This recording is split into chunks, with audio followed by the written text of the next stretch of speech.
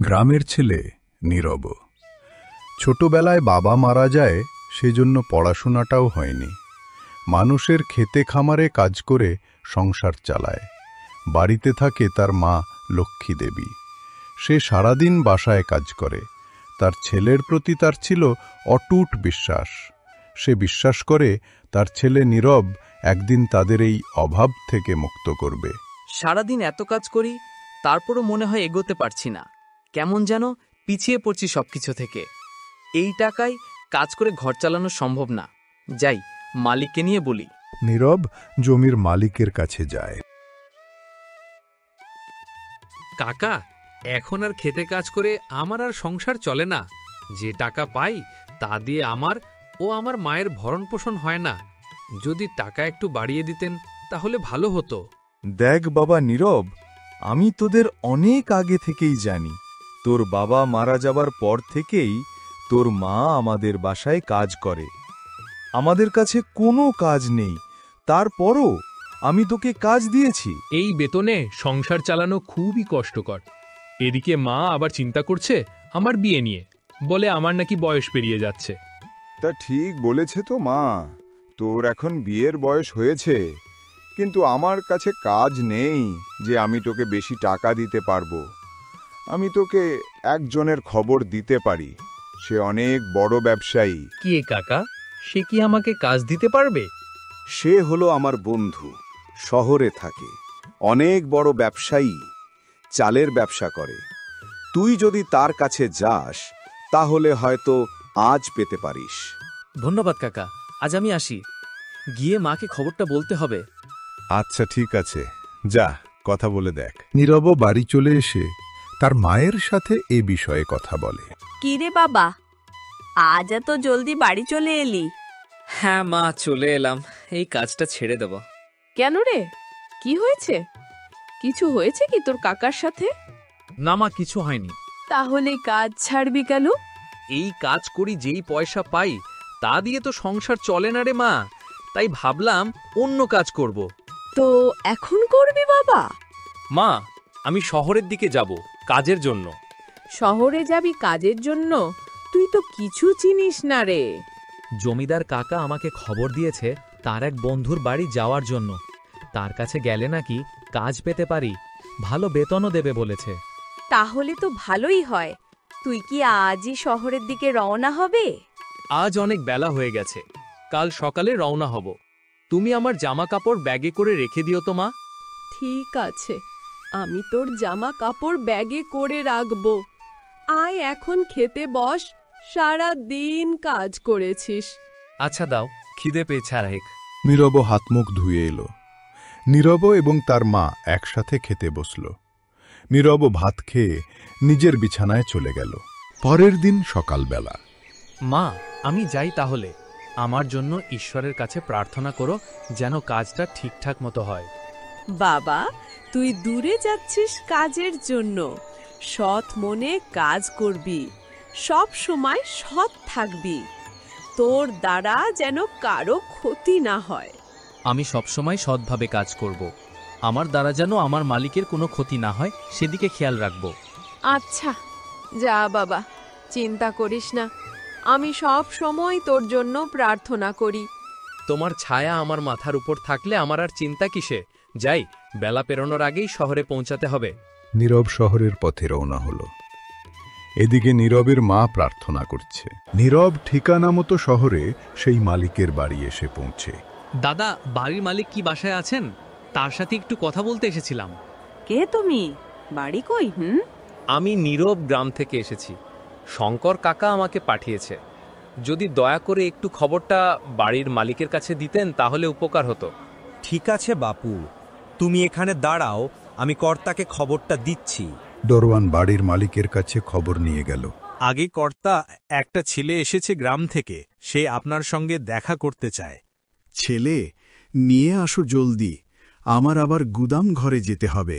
আজ্ঞে কর্তাবাবু, আমি নিয়ে আসছি। দরওয়ান নীরবকে নিয়ে আসলো। শুনলাম তুমি নাকি আমার সাথে দেখা করতে চাও। তুমি কে? কোথা থেকে আসলে? আজ্ঞে কর্তামশাই, আমি নীরব গ্রাম থেকে এসেছি। আমাকে আপনার বন্ধুর শঙ্কর কাকা পাঠিয়েছে। যদি দয়া করে একটু কাজের ব্যবস্থা করে দিতেন তাহলে ভালো হতো। ও, তুমি শঙ্করের লোক, তা তুমি কি কাজ করতে পারবে? আগে কর্তা, আমি সব কাজই করতে পারি। দেখো, আমার চালের ব্যবসা। চালের 50 কেজির বস্তাগুলো নামিয়ে গুদামে রাখতে হয়। তুমি পারবে তো? জি কর্তা, পারব। দারোয়ান, যাও, ওকে গুদামে নিয়ে যাও, নিয়ে গিয়ে কাজ দেখিয়ে দাও। দারোয়ান নীরবকে নিয়ে গেল গুদামে। দেখো বাপু, এই বস্তাগুলোকে গুদামের ভিতর রাখবে, তারপর বস্তার হিসাব ব্যাপারী সাহেবের কাছে দিবে। ঠিক আছে, আমি পারবো। নীরব কাজ শুরু করল, বস্তাগুলো কাঁধে করে নিয়ে গুদামে রেখে আসে।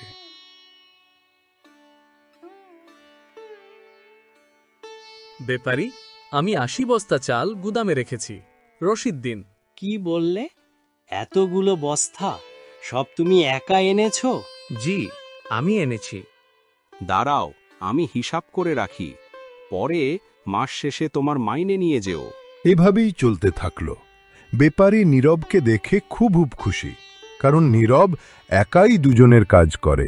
কি ব্যাপারী, কেমন চলছে সব? নতুন ছেলেটা কেমন? সব ঠিকঠাক আছে তো? কর্তাবাবু, আপনি যে ছেলেটাকে এনেছেন সে খুবই পরিশ্রমী, তো শান্ত স্বভাবের। তুমি কি মনে হয় ছেলেটা কি সৎ, নিষ্ঠাবান, নাকি লোক দেখানো সব? আর মনে হয় ছেলেটা ভালোই হবে। এতদিন দেখছি ছেলেটাকে, কখনো কথা বলতে দেখি নাই। শুধু কাজ করে, রসিদ জমা দিয়ে চলে যায়।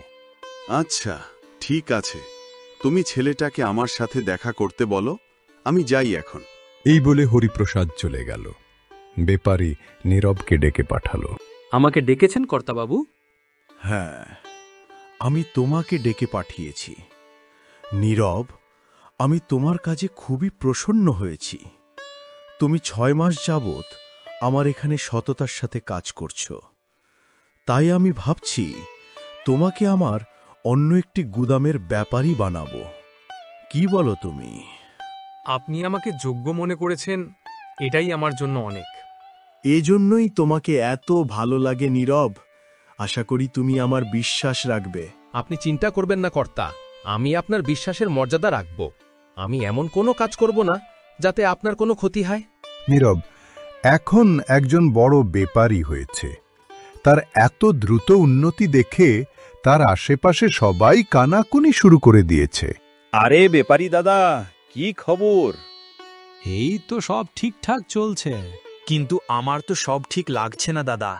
কেন, কি হলো আবার? আরে দাদা, তুমি যেই নতুন ছেলেটা নিয়ে এসেছো, সেই ছেলেটা তো এখন তোমার থেকেও বড় ব্যাপারী হয়ে গেছে। দেখো, সে যেন আবার তোমার চাকরি না খেয়ে দেয়। এই বলে গণেশ হাসতে হাসতে চলে গেল। কিন্তু এই হাসির কথাটা ব্যাপারীর মনে ঢুকিয়ে দিল সন্দেহ। না, এটা হতে দেওয়া যায় না। এভাবে চলতে থাকলে একদিন আমাকে ঘটিবাটি গুছিয়ে চাকরি ছাড়তে হবে। ব্যাপারী মনে করে রাতের বেলা সে নীরবের সকল রসিদগুলোকে বদলে দিবে। পরের দিন সন্ধ্যাবেলা নীরব সকল বস্তাগুলো গুনে নিজ ঘরে চলে গেল। সময় হয়েছে, এখন গিয়ে বেটার রসিদগুলো বদলে দেই। হিসাব ভুল হলেই কর্তাবাবু ওকে কাজ থেকে বের করে দেবে। ব্যাপারী চুপি চুপি গিয়ে নীরবের রসিদগুলো সব বদলে দিল। পরের দিন সকালবেলা আগে কর্তা কিছু কথা সেও। কি বলো? আগে কর্তা নীরব, ছেলেটাকে আমার সন্দেহজনক মনে হচ্ছে। কি বলো ব্যাপারী? তুমিই তো বললে ছেলেটা নাকি খুবই সৎ। জি, কর্তা বলেছিলাম, কিন্তু এখন মনে হচ্ছে ছেলেটা বেশি সুবিধার না। কথা শুনে হরিপ্রসাদ মনে মনে ভাবল, সে ছেলেটার সকল রসিদগুলো একবার নিজে গিয়ে দেখবে। নীরব, দাও, গতকালের রসিদগুলো দাও। এই যে কর্তাবাবু।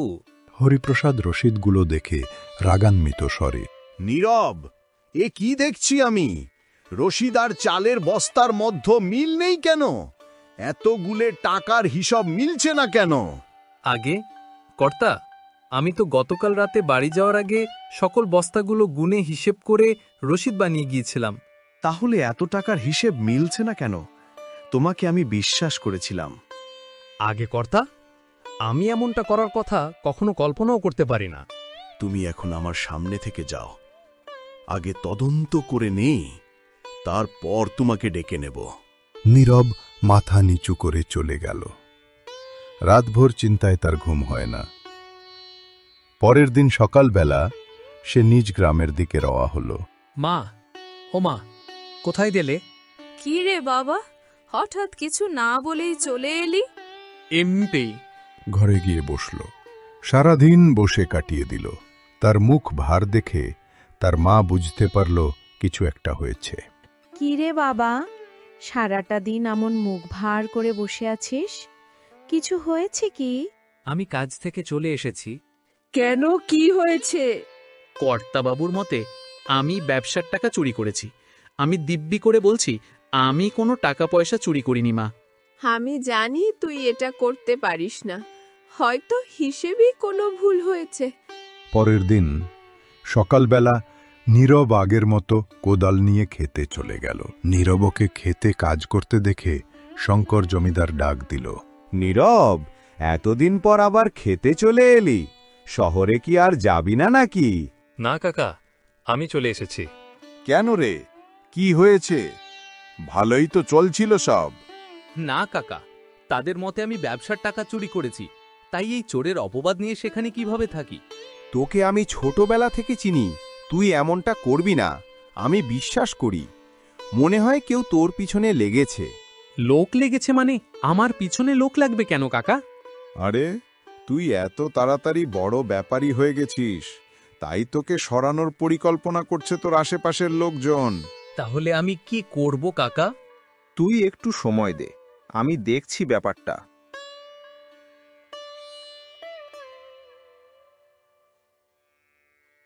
পরের দিন শঙ্কর জমিদার নিজে গিয়ে হরিপ্রসাদের সাথে কথা বলল, কিন্তু তাতে কোনে কাজ হল না। সে বুঝতে পারল কেউ একজন কানে কটু কথা দিচ্ছে। তোর মালিকের সাথে কথা বললাম নীরব, কিন্তু কিছু করতে পারলাম না।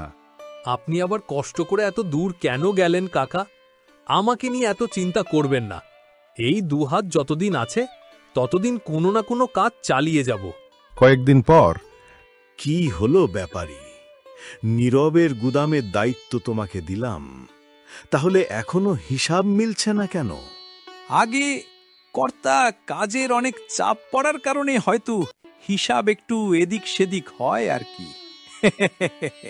কথাটা শুনে হরিপ্রসাদ বুঝতে পারল যে এই বেপারি গুদামে গাবলা করছে, তাই সে বেপারির পিছনে একজন লোক লাগিয়ে দিল। আগে কর্তা, আপনি আমাকে বলেছিলেন ব্যাপারীর ওপর নজর রাখতে। হ্যাঁ, তা কি তেলে? আগে কর্তা, আপনার সন্দেহ সঠিক, বেটা একটা চোর। আর যা বুঝতে পারলাম, নীরব ছেলেটাকেও ওই বেটা বেপাটি চক্রান্ত করে বের করেছে। এদিকে আমি ছেলেটাকে কত কিছুই না বললাম, আমি আজই ছেলেটাকে নিয়ে আসব। হরিপ্রসাদ নিজে নীরবের বাড়ি গিয়ে নীরবে মার কাছে সব খুলে বলল। এরই মধ্যে নীরব বাসায় আসলে। আগে কর্তাবাবু, আপনি আমার বাড়িতে? নীরব, আমার ভুল হয়ে গেছে। সেদিন আমি ওই ব্যাপারীর করা চুরির অপবাদ তোমাকে দিয়েছিলাম। আমাকে ক্ষমা করে দাও বাবা। আপনি এ কি বলছেন কর্তাবাবু? আপনি ওই সময়ে যা ভালো মনে করেছেন তাই করেছেন। আপনি আমার গুরুজন, আমার আপনার উপর কোনো রাগ নাই। ধন্য তোমার মা যে তোমার মতো ছেলেকে জন্ম দিয়েছেন। হরিপ্রসাদ আবারও নীরবকে সেই গুদামে বেপারি বানিয়ে দেয় এবং সেই বিশ্বাসঘাতক বেপারিকে সবার সামনে অপদস্থ করে চাকরি থেকে সরিয়ে দেওয়া হয়। কাজের প্রতি সততা ও নিষ্ঠা নীরবকে অনেক বড় ব্যবসায়ী করে গড়ে তোলে। হরিপ্রসাদের স্ত্রী নেই, শুধু একটা মেয়ে আছে। তাই হরিপ্রসাদ নীরবের মায়ের কাছে নিজের মেয়ের বিয়ের প্রস্তাব দেয়। আমার মা মরা একটি মাত্র মেয়ে, আমার এই বিশাল ব্যবসা দেখাশোনা করার কেউ নেই। তাই আমি সবসময় চাইতাম একজন সৎ নিষ্ঠাবান ছেলে যে আমার মেয়ে ও আনার বিশাল ব্যবসাকে আগলে রাখবে। আর এই সময়ে দাঁড়িয়ে নীরবের মতো ভালো ছেলে পাওয়া মুশকিল। আপনি কি বলতে চাচ্ছেন? আমি বুঝতে পারছি না কর্তাবাবু। আমি শুনলাম আপনি নীরবে বিয়ের জন্য মেয়ে খুঁজছেন। জি কর্তাবাবু, ছেলের বয়স পেরিয়ে যাচ্ছে, এই জন্য যত জলদি পারি বিয়েটা দিয়ে দিব। আমি আমার মেয়ের হাত আপনার ছেলেকে দিতে চাই, যদি আপনার সম্মতি থাকে। এ তো আমাদের পরম সৌভাগ্য হবে কর্তাবাবু। তাহলে দিনকাল পাকা করে নেই বলেন? তার আগে আমাকে কর্তাবাবু ডাকা বন্ধ করুন। দয়া করে আমার চ্যানেলটি সাবস্ক্রাইব করুন। আমি নতুন কন্টেন্ট তৈরি করা শুরু করেছি। আমাকে 1000 সাবস্ক্রাইবারে পৌঁছাতে সাহায্য করুন। দয়া করে আমার চ্যানেলটি সাবস্ক্রাইব করুন। আমি নতুন কন্টেন্ট তৈরি করা শুরু করেছি। আমাকে 1000 সাবস্ক্রাইবারে পৌঁছাতে সাহায্য করুন।